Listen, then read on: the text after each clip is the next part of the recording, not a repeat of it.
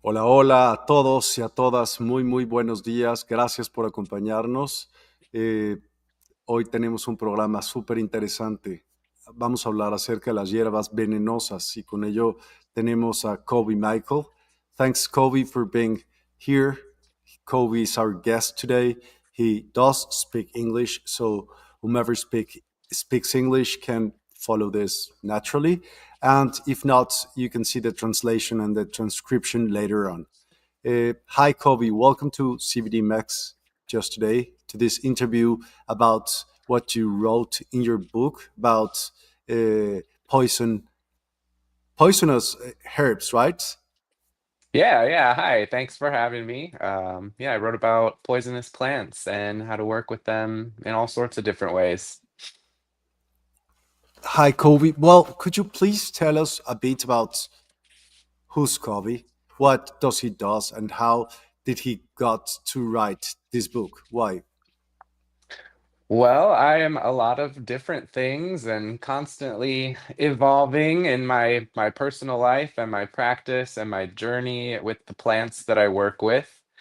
I've always been interested in plants and herbs and had a connection to the natural world since a very young age. I grew up spending a lot of time in the garden at my grandparents' house. That was a very kind of wholesome and peaceful time for me. So, just a really positive memory that I have from childhood, working with the plants, harvesting the vegetables, collecting all of the seeds. So, before I really had a magical practice or an understanding of the more spiritual side of things. I just felt this intimate and heartfelt connection to the natural world and to plants specifically. As I got a little bit older and my interests in spirituality and esoteric studies started to develop, I began to become more aware of the consciousness and the energy and the magical potential that these plants have in ceremony and ritual. So really kind of made that my focus, and I initially focused on all sorts of plants. So it didn't start with poisonous plants, but herbs in general, researching their medicinal properties, their history, their folklore, and just found that to be a really fascinating topic. And it wasn't until probably 10 or so years into my esoteric studies that I began to become more aware about the use of plantas venenosas or powerful plants, plants with a very intense chemistry and what that meant as far as their potential for not only their medicinal uses, but also their applications in spiritual practice. So it's a relatively new, but also ancient sort of way of working with these plants that have this, very intense strength and power. And so it's still an unfolding journey. I'm still learning and discovering things, on a very regular basis, because these plants have so much to offer. So that's just a little bit. Thank you. Thank you for that introduction. Let's get right to the point about the book which we're talking about right now. Yeah. So, how would you describe the poison path to someone hearing about it for the very first time? Oh, the poison path. The longer that I walk this path, I feel like the more complicated the definition becomes. So at its core, it is an interest in poisonous and psychoactive and chemically active plants. So, this is a really big umbrella that encompasses a lot of different plants, herbs, and fungi that have a really wide variety of chemical actions and properties when it comes to how they affect us. So, part of that work is kind of understanding this concept of poison and how it gets applied to so many different diverse botanicals that it doesn't necessarily mean the same thing. So if you're not exposed to this, initially you'll hear the word poison and you automatically think of, death and dangerous and something that doesn't have any kind of medicinal value, something that we should stay away from. So in a way, it teaches us to approach all plants on a very individual basis, looking at their historical uses, their medicinal properties, their importance in different traditional cultures and their practices, and really coming to a more individual understanding of how to approach our plant allies, both in medicine and in magic. Okay, thank you. What was the earliest experience that sparked your fascination with banful and poisonous plants? I've always been a little bit of a rebel. I've always been attracted to, maybe the darker side of things, or, when we're told not to do something, it makes me want to do it a little bit more. So I think that I just kind of had that natural personality trait that led me down this path initially. Um, my very first and I guess like most intense experience with a poisonous plant was with deadly nightshade or Atropa belladonna. So I'd Hmm. been growing it for a few years, researching it, and hearing all of these crazy things about the different effects that it had. Its use in the medieval witches' flying ointment, and I wanted to kind of find out for myself if it was capable of doing the things that people were saying that it was capable of doing. Giving hallucinations and causing delirium and making you hear voices and things like that. So it definitely does, and I found that out the hard way, and I also found out why, people don't consume these plants recreationally. So many people misunderstand poisonous plants as purely dangerous. What is the biggest misconception you wish people would you let go of? Um, just the general fear-based reaction. Poison is such a dramatic label. And like I said, it always makes us, first think of something as being just deadly and dangerous, where in the plant world, that's sometimes the case. But what we call poisonous plants, in medicinal herbalism are also referred to as low dose herbs. So they're plants that have a very potent chemistry and potent physiological effects on the organisms that consume them. So understanding that that potency has a purpose and can be applied in different ways to have different medicinal effects. So a lot of the plants associated with the poison path are also some of the most important sources of medicine, not just in herbalism, but also in, more modern pharmaceutical medicine too, that a lot of these really important compounds are derived from plants that we would call poisonous. Thank you. How do you personally differentiate between fear, respect, and reverence when working with these plants? I think that fear, fear is a natural reaction. It doesn't necessarily mean that it's a bad thing. In a lot of cases, fear is kind of our survival mechanism that keeps us alive. But fear comes from a place of not understanding something, whether that's plants or animals or people or places. We have all of these fears and anxieties because of what we've been told and what we've been taught, and don't really have any, personal experience to base that on. And I think that once we begin to have those personal experiences, that is when the fear starts to transform into respect because there's more of an understanding. You're more grounded in your approach. You know how to work with a specific plant or connect with a specific spirit based on that, individual connection through your own learning. Okay. Your book blends science, magic, folklore, and ritual. How do you balance these words without falling into extremes? Extremes. Um, at this point, it's all kind of become like one and the same for me, which has been kind of an interesting part of the journey. I do like to take a more like practical and grounded approach, and especially when it comes to potent plants like these, having an understanding of the chemical constituents and the different effects that they have is really important so that we know, this plant is safe to put on your skin. This plant is not safe to eat. It helps you to avoid any really uncomfortable sort of situations. So the scientific understanding is really, really important.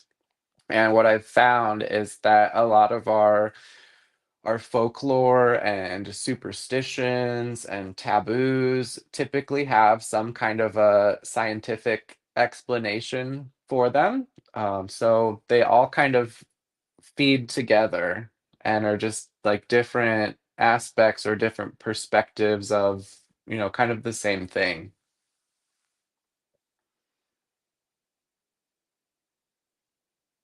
Sorry, had mute. Which poisonous plant do you believe is the most misunderstood? What and why? Um, Mm, that's a really good question. So, from my perspective, and just watching other people kind of in the community and hearing their feedback, it seems like one of the most popular plants for people to work with or to start working with is datura. And I think that that has to do, partly because of it growing in so many different places in the world. There's datura everywhere. It's easy to grow, it's easy to start. It's got these really, really beautiful, like trumpet shaped flowers that just kind of call out to people. So that seems to be one of the first poisonous plants that people begin to work with. But then it also happens to be one that has sort of the most like horror stories or almost like urban legends of people poisoning themselves because they ate a bunch of datura seeds and went crazy for 3 days and wound up having to go to the hospital. And so while that one seems to be the most attractive or accessible to a lot of people, it also seems to be one that kind of conjures up the most fear. Of course. What are some of the subtle signatures of energies of banful plants that practitioners often miss? um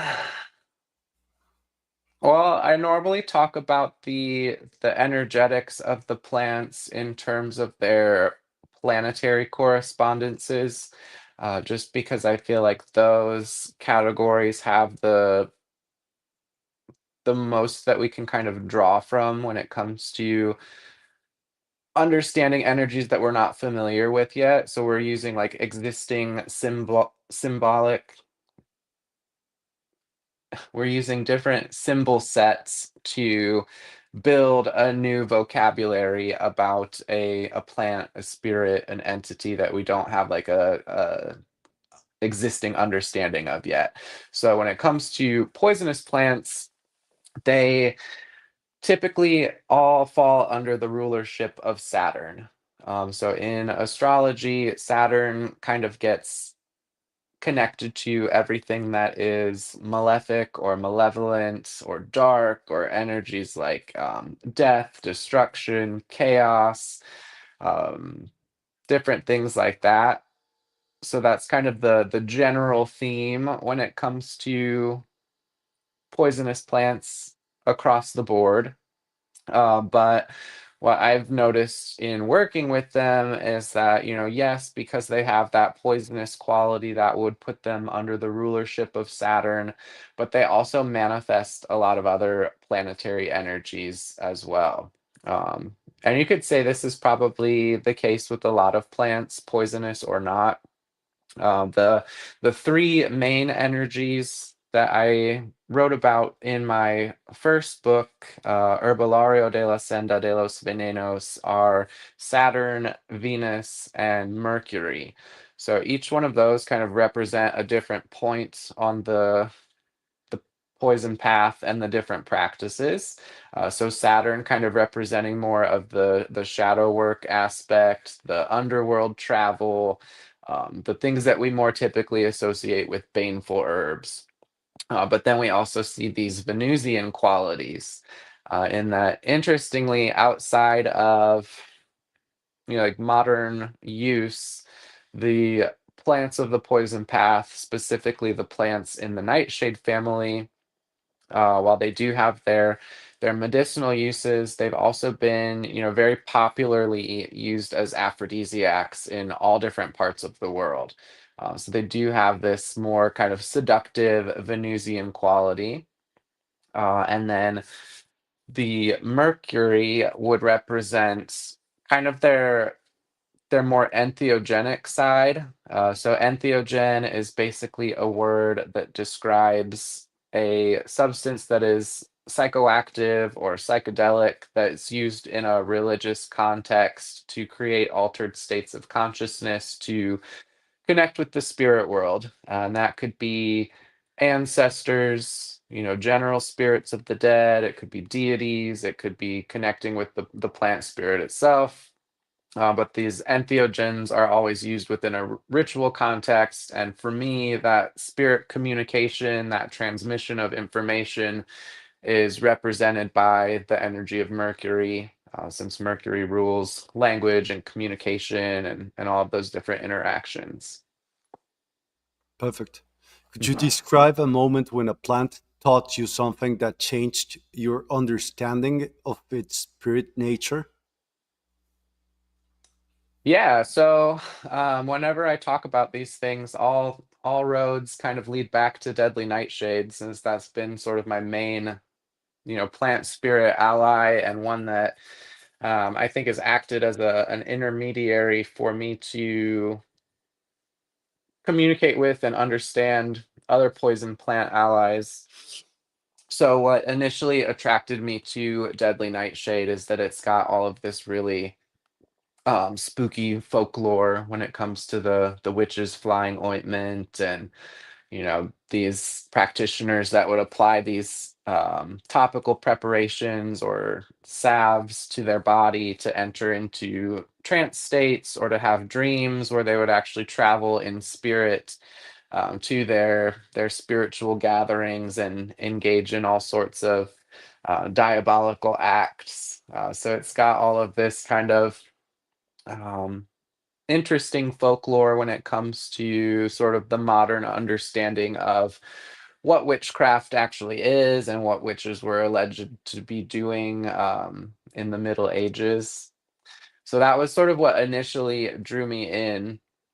And then after a number of years of working with the plant and having that initial experience with the delirium and actually ingesting the plant and going through that sort of initiatory process, I started to find out more things on the scientific and medicinal end of the spectrum, which is just one of the examples of how they kind of connect and go together. That the tropane alkaloid atropine, which is derived, specifically from Atropa belladonna, has been used in the past to treat opiate overdose. It's also got a role in the history of um, Alcoholics Anonymous, which is, I don't know if that's international, like a recovery group for people struggling with addiction.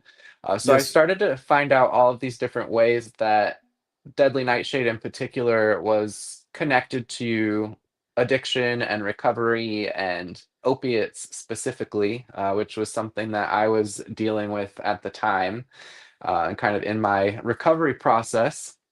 So it was pretty cool to find that out, that this plant that initially kind of attracted me with all these different bells and whistles happened to have, not only the scientific basis for treatment of addiction, substance abuse disorder, but then that translated into like the energetics and the sort of initiatory experience that I was going through, which eventually led me into um, detoxing off of the methadone treatment that I'd been on for about 8 years, and finally starting to like unpack some of the stuff that led to me having that dependency in the first place. So that was pretty mind blowing, that there was that deeper connection that I wasn't even aware of at first.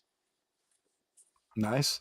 What distinguishes a plant that is merely toxic from one that is metaphysically powerful or initiatory?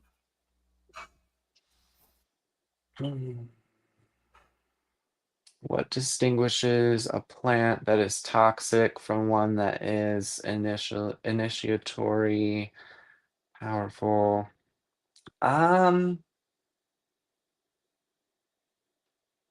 well, there are different varying degrees of plant toxicity. So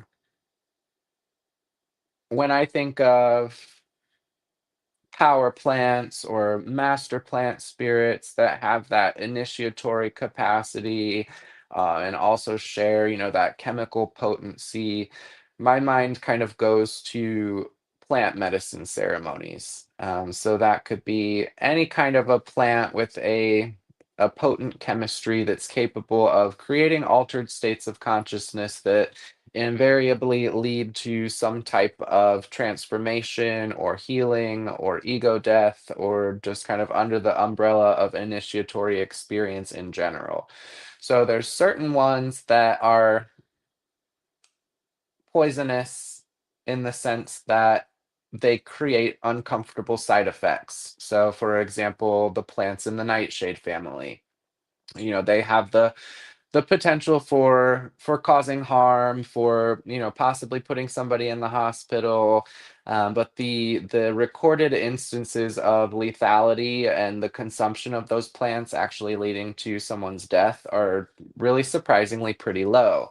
When we look to different indigenous cultures, especially throughout the Americas, we see particularly the daturas and brugmansia are incorporated into plant medicine ceremonies, sometimes in combination with other more familiar plant medicines like ayahuasca, or even taken by themselves to have these initiatory kind of effects and be part of like this larger ritual or ceremony. But within that category of toxic plants, there are other ones that are toxic more along like our initial definition of what that means. So things like poison hemlock or wolfsbane or hellebore or foxglove, plants whose chemical action is so potent and so unique that consuming them in any way would, put you in major physical danger. So metaphysically, they all kind of fall under that same category and have that potential. But the ones sort of outside the nightshade family are a little bit more physically dangerous, so not ones that we, ever see incorporated in any kind of like plant medicine ceremony or like ritual beverage or smoking blend, with a few exceptions. Because foxglove in particular contains cardiac glycosides that are very important in heart medication for treating arrhythmias, cardiac arrest, edema related to cardiac arrest. But if a normal person were to consume those cardiac glycosides, it could potentially stop their heart. Same thing with wolfsbane or aconite. It's one of the most important medicinal plants in traditional Chinese medicine. But if it's not worked with properly and prepared in the correct way, it is, very, very deadly. One of the most poisonous plants in the world. And there's no antidote for being poisoned by aconite. It's just kind of like fingers crossed, hope you make it through. If you do, great. If not, sorry. Really? So Yeah. that leads me to my next question. What are the most important safety lessons that newcomers overlook when approaching these plants? So understanding that everyone is going to have their own individual reaction to different plants. Some people are extremely sensitive, so could develop toxicity or even like a rash or irritation by just like coming into contact with the plant material. So it's also always important to wear gloves and also kind of gauge your own personal level of sensitivity. So for me, I can like handle fresh plant material all day long and I'm totally fine. Other people, handle fresh plant material, harvesting herbs out in the garden, and they realize that by the end of the day they're feeling a little loopy, and they fall into a really deep sleep or something.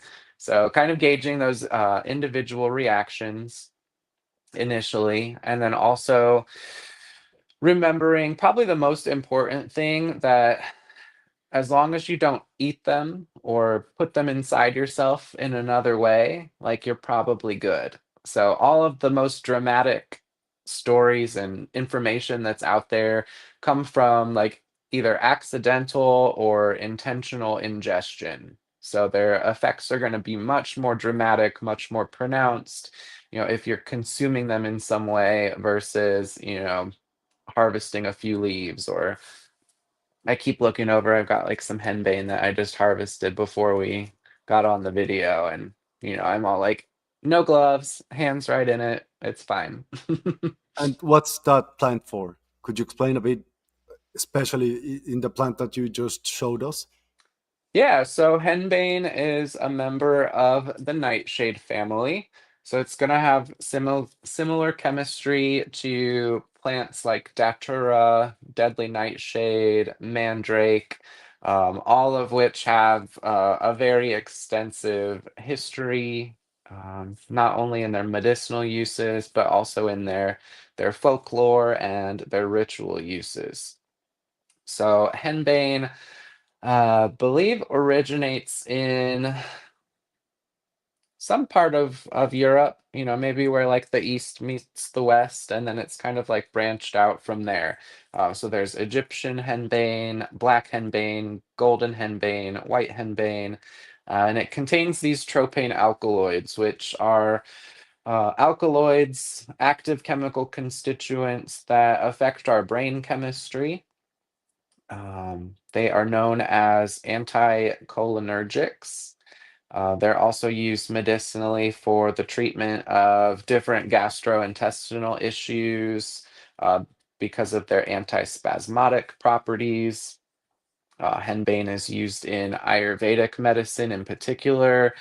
We typically see the seeds being used for different medicinal purposes. It was also at one point used in beer brewing.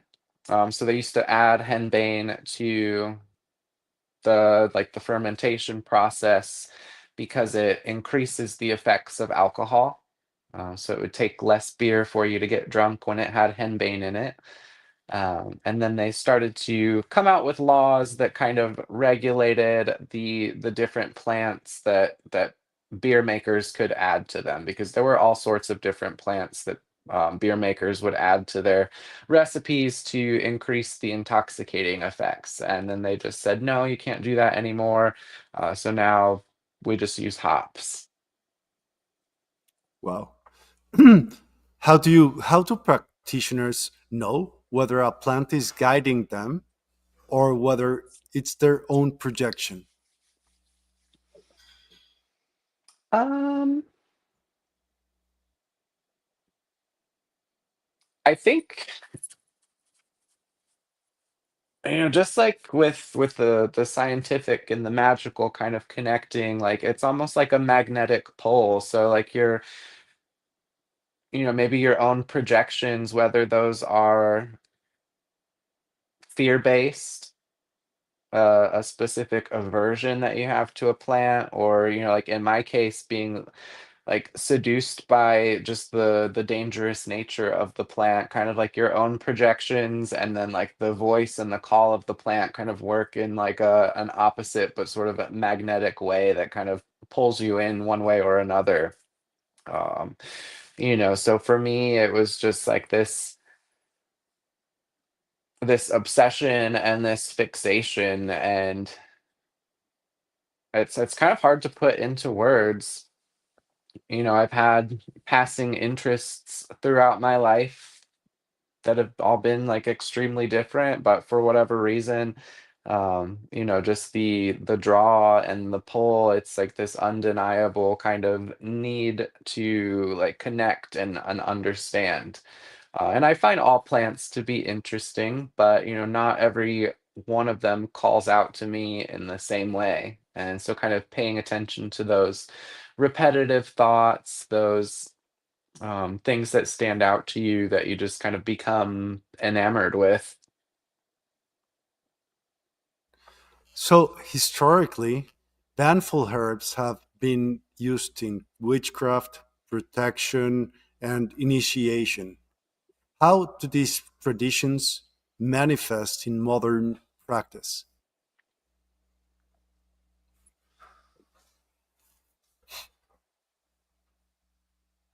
I think in similar ways, the modern practitioner, I feel like has a little bit, um, not a deeper understanding. I think because of our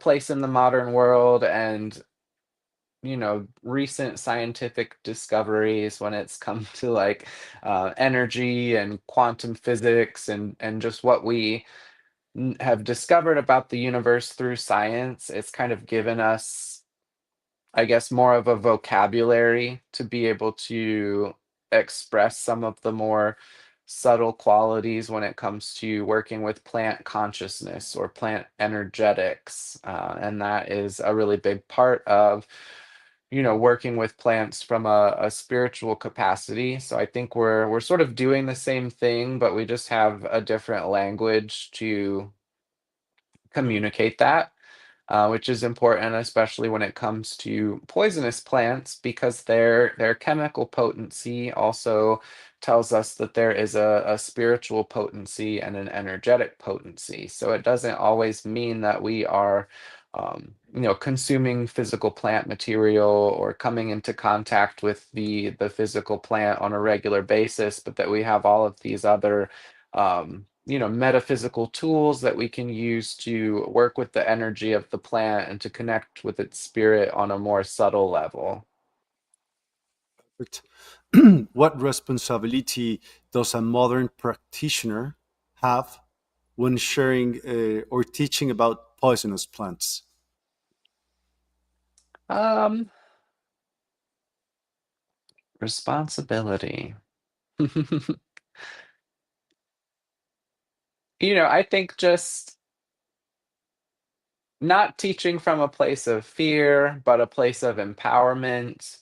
Um, reminding people of the importance of common sense, that we are part of the natural world, and whether we live in a modern society or not doesn't change that, and we've survived here for quite a long time, sort of through common sense. So there's definitely a delicate balance. You don't want people to hurt themselves or put them in dangerous situations. Um, but there are some people out there that are just kind of, willingly reckless and behave in stupid and uninformed ways. However, on the other end of that,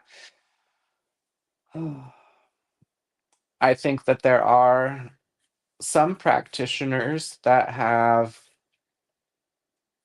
positioned themselves as voices on the poison path that have sort of played up the fear and, almost acted as gatekeepers and withheld information because they deemed it to be too dangerous for people to kind of make their own interpretations or go on their own journey. So it was almost like um, keeping that information puts people in more danger than being transparent and trying to educate people.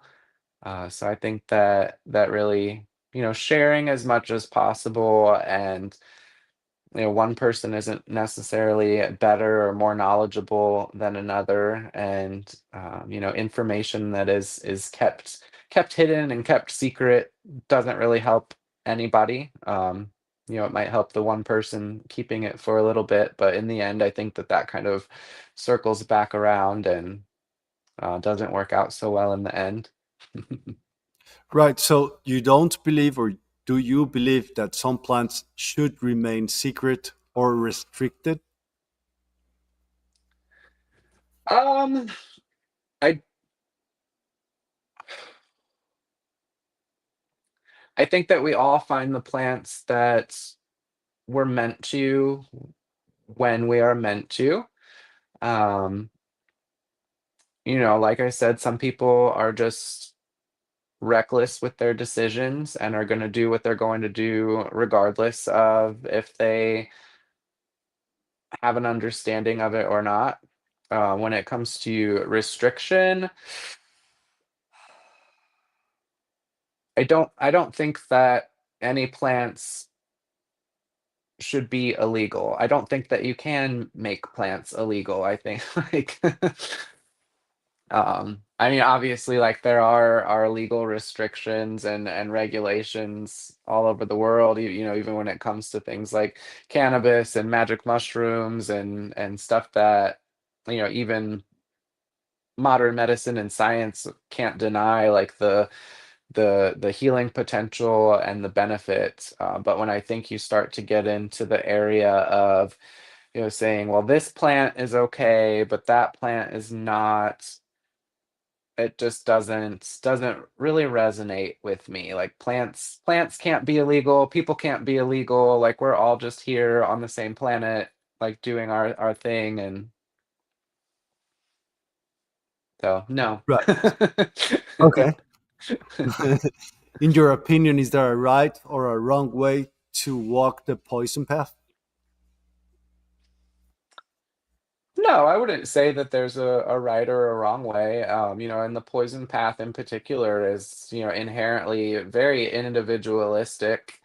To call it even the poison path implies that it is, its own sort of specific tradition, which it's really not.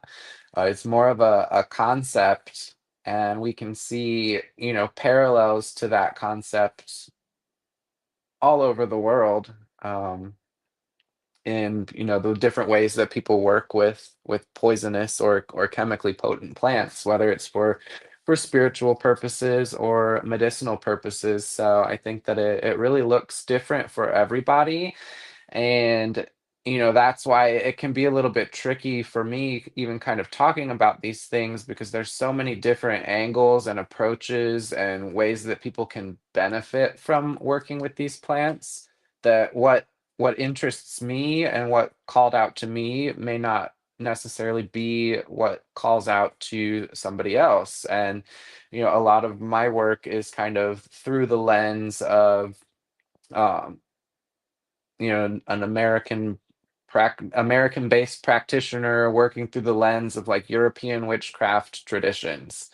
So that comes through just because that's my personal practice. But it's not to say that that is like the entirety of the poison path, because it's really like much, much, much bigger than that. So, what has been the greatest challenge you've personally faced in this path? The greatest challenge.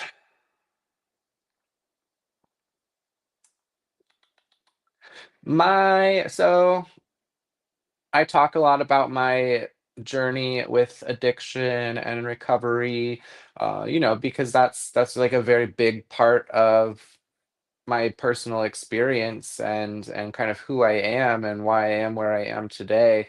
But I wouldn't even say that that's been like my biggest struggle. And I've been on that journey for such a long time that it's just kind of like second nature at this point. Um, but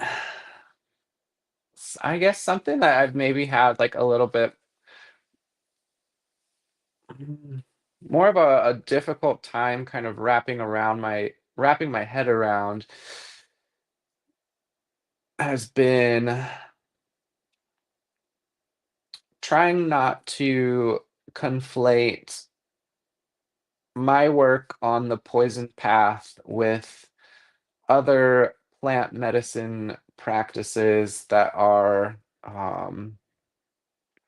rooted in indigenous culture. When I moved down to Florida from Indiana, I found myself in a part of the country where plant medicine tourism is very, very popular. And, you could like throw a stone and hit somebody that's doing an ayahuasca ceremony or a San Pedro ceremony, or you've got all of these, you know, hippie conscious kind of people doing like rape, and it's just very like it's starts to feel very like gimmicky and touristy for me. And I think that there are major benefits to that, but I just see sort of like the commercialization aspect of it. So for me, it was important to. Sorry, I'm thinking through my thoughts as I'm talking, which is why I'm not doing this in Spanish. When I moved down here, I almost felt the need to become part of that community and start doing all of these different plant medicine ceremonies, because it's like, oh, I'm talking about poisonous and psychoactive plants, but like I've never done ayahuasca, and started to feel like I somehow needed to prove myself, which was really like probably the last reason that you would want or should want to do ayahuasca. Um, so kind of distinguishing my own work and my own personal practice from these other plant medicine ceremonies that were happening around me, and kind of thinking, well, like how can I work with the plants that I've spent so much time with over the years, kind of in similar ways to keep my focus and keep my own trajectory, because I think that there are, so many potentials for the ceremonial use of, plants in the nightshade family, Amanita muscaria, magic mushrooms that can be sort of taken outside of that context, but at the same time, not creating restrictions or lines or barriers where there doesn't need to be any. So, kind of trying to hold space for both of those sides without letting them get too like mushed together. If that even makes sense. Yes. Uh, if you could correct one myth about a poisonous plant forever, what would it be? One myth. Mm, I don't think I would correct any of them. So when we start to work with poisonous plants, we have to approach them with the understanding that they, like us, come with a lot of baggage. Um, that's not always going to be positive things. Just like with humans, we don't want to necessarily like remember or share every bad memory, but they're still part of who we are. I think that a lot of our kind of understanding and different themes and things that get applied to these plants are sort of based on their interaction with humans. So, plants that are poisonous are not like venomous creatures. They're not using their poisons to hunt or as like offensive attack mechanisms. Plants can't move, plants can't walk around, so their poisonous effects are often the result of some kind of human interaction, their use and their misuse, and their stories kind of are as much reflection of us and the human component in that relationship as they are of the plant spirit. So I think that all of their myths and their stories, whether they're true or half true or good or bad, are an important part of kind of understanding the spirit or essence of that particular plant. Of course. For someone feeling the call to this path, uh, but he's unsure or she's unsure or afraid, what first step do you recommend? Well, if you're feeling the call, there's a reason for it, and I think that you should follow that. If you're feeling fear or you're feeling apprehension, I think that that is totally normal. I think that we all experience that. Kind of sitting with, why do you feel that fear? Why do you feel that apprehension? Is it because of what you've been taught, or you're afraid that you're maybe going to hurt yourself or something like that?